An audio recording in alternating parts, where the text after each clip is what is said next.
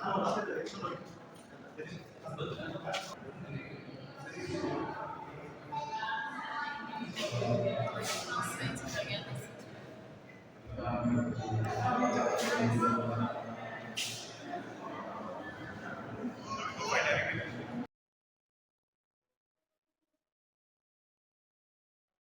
ನಮಸ್ಕಾರ. ನಮ್ಮ ಗನ್ಕಾಮ್ academy YouTube ಚಾನಲ್ಗೆ ಸ್ವಾಗತ.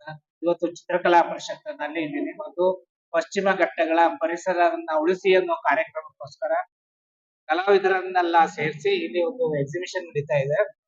ಆ ಎಕ್ಸಿಬಿಷನ್ ಇವತ್ತು ಕಾರ್ಯಕ್ರಮ ಆಯ್ತು. ಗಿರಿ ಕಾಸರವಳ್ಳಿ ಅವರು ಮತ್ತೆ ಶೇಖರ್ ಅವರು ಕೂಡ ಎಲ್ಲ ಮಾತಾಡಿದ್ದಾರೆ. ನಮ್ಮ ಕಲಾವಿದರು ಕೂಡ ಹಿರಿಯ ಕಲಾವಿದರು ಕೂಡ ಮಾತಾಡಿದ್ದಾರೆ. ಆ ಕಾರ್ಯಕ್ರಮವನ್ನ ನಿರೂಪಣೆ ಮಾಡಿದಂತ ಅಚ್ಯುತ್ ಅವರು ಇನ್ನು ಹೆಚ್ಚಿನ ಇದ್ರ ಮಾಹಿತಿಯನ್ನ ಕೊಡ್ತಾರೆ. ನಮಸ್ಕಾರ ಎಲ್ಲರಿಗೂ. ನಾನು ಅಚ್ಯುತ ಸಂಕೇತಿ. ಇವತ್ತು ವಿಶೇಷವಾಗಿ ಪಶ್ಚಿಮ ಘಟ್ಟ ಉಳಿಸಿ ಅನ್ನುವ ಒಂದು ಅಭಿಯಾನ ಇದು ಇವತ್ತಿನಿಂದಲ್ಲ, 4 ದಶಕಗಳಿಂದ ನಡ್ಕೊಂಡ್ ಬರ್ತಾ ಇದೆ.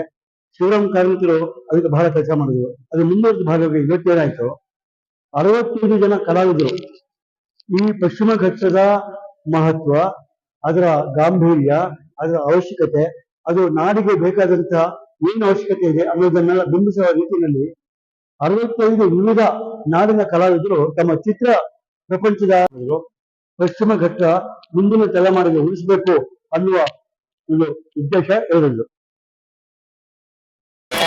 ಇಲ್ಲಿ ಕೈಗಾ ಅಣುಸ್ಥಾವರ ಹಾಕಬೇಡಿ, ಎಷ್ಟು ನೀರು ಬೇಕು, ಎಷ್ಟು ತ್ಯಾಜ್ಯ ಖರ್ಚಾಗ್ತದೆ, ಎಷ್ಟು ಕೆಮಿಕಲ್ಸ್ ಬೇಕಾಗ್ತವೆ, ಎಷ್ಟೊಂದು ನಾವು ಗಿಡಗಳನ್ನು ಕಡಿಬೇಕು.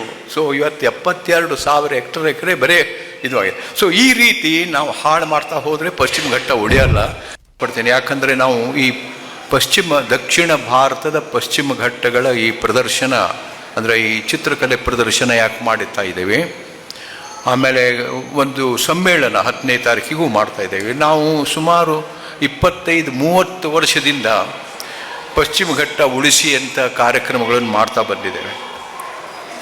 ಶಿವರಾಮ್ ಕಾರಂತರು ನಾವು ಎಲ್ಲ ಸೇರಿಕೊಂಡು ಸುಮಾರು 30 ವರ್ಷದ ಹಿಂದೆ ನಾವು ಪಶ್ಚಿಮ ಘಟ್ಟ ಉಳಿಸಿ, ಆ ಹೊತ್ತಿನಲ್ಲಿ ಕೈಗಾ ಅಂತ ಅಣುಸ್ಥಾವರ ತಮಗೆ ಬಂದಿರ್ಬೋದು, ಪರಮಾಣು ಸ್ಥಾವರ ಕೈಗಾ ಅಂತ ಕಾರವಾರ ಪಕ್ಕದಲ್ಲಿ.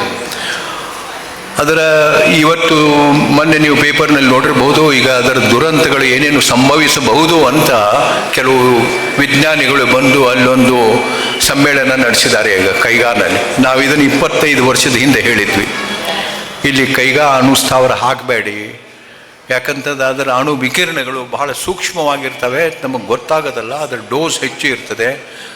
ಪಶ್ಚಿಮ ಘಟ್ಟ ಇರುವಂಥ ನಮ್ಮಲ್ಲಿ ಸಸ್ಯ ಕಾಡು, ಅಲ್ಲಿರುವಂಥ ಪ್ರಾಣಿ, ನದಿ, ಸಮುದ್ರ ಅನೇಕ ರೀತಿಯಿಂದ. ಪಶ್ಚಿಮ ಘಟ್ಟ ಅಂದರೆ ಬರೀ ಒಂದು ಕಾಡು ಪ್ರಾಣಿ ಅಷ್ಟೇ ಅಲ್ಲ. ನಾನೇನು ಹೇಳಬೇಕಂತ ಇಷ್ಟಪಟ್ಟಿದ್ದೇನೆ ಅಂತಂತಂದರೆ, ಈ ಪ್ರದರ್ಶನದ ಮೂಲಕ ನಮಗೆ ಸಿಗುವಂತಹ ನೀರು, ಇಂಧನ, ಎನರ್ಜಿ, ಪೇಪರ್, ಮೆಡಿಸಿನ್ ಮತ್ತು ಲಕ್ಷಾವಧಿ ಈ ನಮ್ಮ ರೈತರು ಇವತ್ತು ಏನು ಪಶ್ಚಿಮ ಘಟ್ಟದ ಸುತ್ತಮುತ್ತ ಮತ್ತು ಬೇರೆ ಪ್ರದೇಶದೊಳಗಿರ್ತಾರೆ, ಅವರು ಅದರ ಮಳೆ ಮೇಲೆ ಅವಲಂಬಿಸಿದ್ದಾರೆ. ಇದು ನಮಗೆ ಪೂರ್ತಿ ಮಳೆ ಬರುವುದೆಲ್ಲ ಪಶ್ಚಿಮ ಘಟ್ಟದಿಂದಲೇ. ಸೌತ್ ವೆಸ್ಟ್ ಮನ್ಸೂನ್ ಏನು ನಮ್ಮ ಅಂತ ಹೇಳ್ತೇವಲ್ಲ, ಅರಬ್ಬಿ ಸಮುದ್ರದ ಸುಮಾರು 1,600 ಕಿಲೋಮೀಟರ್ವರೆಗೆ ಚಾಚಿದಂತಹ ಈ ಪಶ್ಚಿಮ ಘಟ್ಟಗಳು ನಮಗೆ ಸುಮಾರು 1000 ವರ್ಷದಿಂದ ಒಂದು ಮಳೆ ತೊಗೊಂಬರ್ತಾ ಇದೆ. ಆ ಮಳೆ ಮೇಲೆ ಅವಲಂಬಿಸಿದಂಥ ರೈತರು ನಮಗೆ ಇವತ್ತು ಊಟ ಕೊಡ್ತಾರೆ. ನಮಗೆ ಪೇಪರ್ ಬರೋದಲ್ಲಿಂದ, ನಮಗೆ ಔಷಧಿ ಬರೋದಲ್ಲಿಂದ, ನಮಗೆ ಎನರ್ಜಿ ಬರೋದಲ್ಲಿಂದ, ಕುಡಿಲಿಕ್ಕೆ ನೀರು ಬರೋದಲ್ಲಿಂದ, ಇಂಡಸ್ಟ್ರಿಗೆ ನೀರು ಬರೋದಲ್ಲಿಂದ, ರೈತರಿಗೆ ನೀರು ಬರೋದು ಪಶ್ಚಿಮ ಘಟ್ಟಗಳಿಂದ. 65 ಮುಖ್ಯವಾದ ನದಿಗಳು ನಮ್ಮ ಪಶ್ಚಿಮ ಘಟ್ಟದ, ದಕ್ಷಿಣ ಭಾರತದ ಪಶ್ಚಿಮ ಘಟ್ಟದಲ್ಲಿದ್ದಾರೆ. ಸೊ ಇವತ್ತು ಇದಕ್ಕೆ ಎಕ್ಸ್ಪರ್ಟ್ಸ್ ಬರ್ತಾ ಇದ್ದಾರೆ. ನಾವು 10ನೇ ತಾರೀಕಿಗೆ ಅದರ ಬಗ್ಗೆ ಚರ್ಚೆ ಮಾಡ್ತಾ ಇದ್ದೇವೆ. ಅದರ ಪೇಂಟಿಂಗ್ ಯಾಕೆ ಮಾಡಿದ್ವಿ ಅಂತಂದರೆ, ನಮಗೆ ನೋಡಿ ಇವತ್ತು ನಮ್ಮ ಹಿರಿಯ ಕಲಾವಿದರು ವಾಸುದೇವ್, ಚಂದ್ರನಾಥ್ ಆಚಾರ್ಯ, ಪ.ಸ. ಕುಮಾರ್, ಭಾಗ್ಯ, ಆಮೇಲೆ ನಮ್ಮ ಗೀತಪ್ರಿಯ, ಇವರೆಲ್ಲ ಆರ್ಟಿಸ್ಟ್ ಒಂದು ರೀತಿಯಿಂದ. ಗಿರೀಶ್ ಕಾಸರವಳ್ಳಿ ತಮಗೆಲ್ಲ ಗೊತ್ತೇ ಇದೆ, ಅವರು ಬಹಳ ದೊಡ್ಡ ಒಂದು ನಿರ್ದೇಶಕರು ನಮ್ಮ ದೇಶದಲ್ಲಿ. ಅವರು ದೀಪ ಅಂತ ಹೇಳಿ ಒಂದು ಸುಂದರವಾದಂತಹ ಚಿತ್ರ, ಅದರಲ್ಲಿ ನೋಡಿರಬೇಕು ನೀವು ಎಷ್ಟು ಸುಂದರವಾದ ದೃಶ್ಯಗಳು ಕಾಣಿಸ್ತವೆ ಅಂತ. ಸೊ ಅದಕ್ಕೆ ನಾವು ಹೇಳಿದ್ವಿ, ಈ ಥರ ಆರ್ಟಿಸ್ಟು, ಪೇಂಟರ್ಸು, ರೈಟರ್ಸು ನಾವು ಧಾರವಾಡನಲ್ಲಿ ನೋಡ್ತಾ ಬಂದಿದ್ದೇನೆ. ನಮ್ಮ ಬೇಂದ್ರೆ ಅವರು, ಕಣಿವೆ ಅವರು, ಗಿರೀಶ್, ಅನೇಕ ರೀತಿಯಿಂದ ಅಲ್ಲಿ ಯಾಕೆ ಬೆಳೆದ್ರು ಅಷ್ಟು. ನಮ್ಮಲ್ಲಿ ಭೀಮಸೇನ್ ಜೋಶಿ, ಗಂಗೂಬಾಯಿ ಹಾನ್ಗಲ್, ಮಲ್ಲಿಕಾರ್ಜುನ್ ಮನ್ಸೂರ್, ಇಂಥವೆಲ್ಲ ದೊಡ್ಡ ದೊಡ್ಡ ಕಲಾವಿದರು ನಮ್ಮ ಧಾರವಾಡನಲ್ಲಿ ಹೊಳಿತು. ಬೇಂದ್ರೆ ಅವರು ಕೆಲವೊಂದು ಪದ್ಯಗಳನ್ನು ನೋಡ್ರಿ. ಪಾತರಗಿತ್ತಿ ಪಕ್ಕ ನೋಡಿದ್ದೇನೆ ಅಕ್ಕ, ಬಂತಿದೋ ಶೃಂಗಾರ ಮಾಸ, ಕಂತು ನಕ್ಕ ಚಂದ್ರಹಾಸ. ಇವೆಲ್ಲ ಬರಿಬೇಕು ಅಂತಂದ್ರೆ ಅಲ್ಲಿ ಆ ಪರಿಸರ ಇತ್ತು ಅಂತ, ಜೀವ ವೈವಿಧ್ಯ.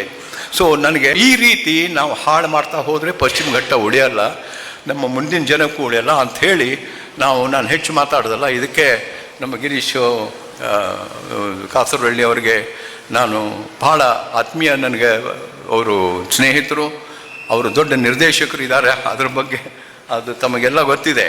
ಅದು ನಾನು ಆತ್ಮೀಯವಾಗಿ ಅವ್ರನ್ನ ಕರೆದಿದೆ. ಅವ್ರು ಬಂದಿದ್ದಾರೆ ಈ ಒಂದು ಮಾತಾಡೋದಕ್ಕೆ ಮತ್ತು ಇದನ್ನು ಇನಾಗ್ರೇಟ್ ಮಾಡೋದಕ್ಕೆ ಈ ಫಂಕ್ಷನನ್ನು. ಅದ್ರ ಜೊತೆಗೆ ವಾಸುದೇವ್, ಪಸಕುಮಾರ್, ಚಂದ್ರನಾಥಾಚಾರ್ಯ ಅವ್ರಿಗೆ ನಾನು ತುಂಬ ವರ್ಷದಿಂದ ನನಗೆ ಪರಿಚಯ. ಅವರೆಲ್ಲರೂ ಇದಕ್ಕೆ ಸಹಾಯ ಮಾಡಿದ್ದಾರೆ. ಭಾಗ್ಯ ಅವರು ಸುಮಾರು ಒಂದೂವರೆ ತಿಂಗಳು ಈ ಪೇಂಟಿಂಗನ್ನು ಕ್ಯೂರೇಟ್ ಮಾಡಿದ್ದಾರೆ. ಅವರು ಭಾಗ್ಯ ಭಾಗ್ಯ ಅಜಯ್ ಕುಮಾರ್ ಅಂತ ಫೌಂಡೇಶನ್ ಇದೆ. ಆ ಫೌಂಡೇಶನ್ ಮೂಲಕ ಅವರು 60 ಆರ್ಟಿಸ್ಟು ಬೆಳಿಗ್ಗೆ ರಾತ್ರಿ ಕೂತ್ಕೊಂಡು ಇವತ್ತು ಮಾಡಿದ್ದಾರೆ. ಈ ಪೇಂಟಿಂಗ್ ಥ್ರೂ ನಾವು ಜನರನ್ನ ಸ್ವಲ್ಪ ಪ್ರಭಾವ ಬೀರಿ ಜನರ ಮನಸ್ಸಿನ ಮೇಲೆ ಎಷ್ಟೊಂದು ಸುಂದರವಾಗಿದೆ ನಮ್ಮದು ಈ ಪಶ್ಚಿಮ ಘಟ್ಟಗಳು. ಆ ಒಂದು ಪ್ರಭಾವ ಬೀಳಲಿ, ಈ ಸುಂದರವಾದಂತಹ ಬೆಟ್ಟಗಳು ಉಳಿಬೇಕು, ಕಾಡು ಉಳಿಬೇಕು, ನೀರು ಉಳಿಬೇಕು ಅಂತನ್ನೋದು. ಅದಕ್ಕೆ ನಮ್ಮ ನನಗಿರುವ ಒಂದೇ ಕ್ವಾಲಿಫಿಕೇಶನ್ ಅಂತಂದ್ರೆ, ನಾನು ಪಶ್ಚಿಮ ಘಟ್ಟದ ಒಂದು ಚಿಕ್ಕ ಊರಿನಿಂದ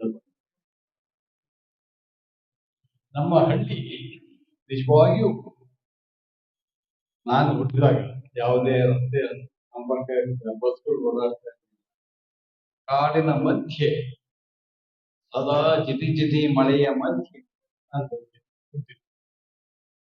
ನಮ್ಮ ಒಡನಾಟ ಯಾವುದು ಅಂದ್ರೆ ಇಂಬಳ, ಜಿರಳೆ, ಎಲ್ಲ ರೀತಿಯ ಹಾವುಗಳು, ಎಲ್ಲ ರೀತಿಯ ಜೀವಜಂತುಗಳು, ಕೆಲವೊಮ್ಮೆ ಹುಲಿಯೂ ಕೂಡ ನಮ್ಮ ಮನೆ ಬಾಗಿಲಿಗೆ ಬರ್ತಾರೆ. ಅಂತ ಒಂದು ರಿಮೋಟ್ ವಿಲೇಜ್ ಅಂತ ಕರೆಯುವುದು. ಪಶ್ಚಿಮ ಘಟ್ಟದ ಇವತ್ತು ಈ ಅಭಿವೃದ್ಧಿ ನಿಜವಾದ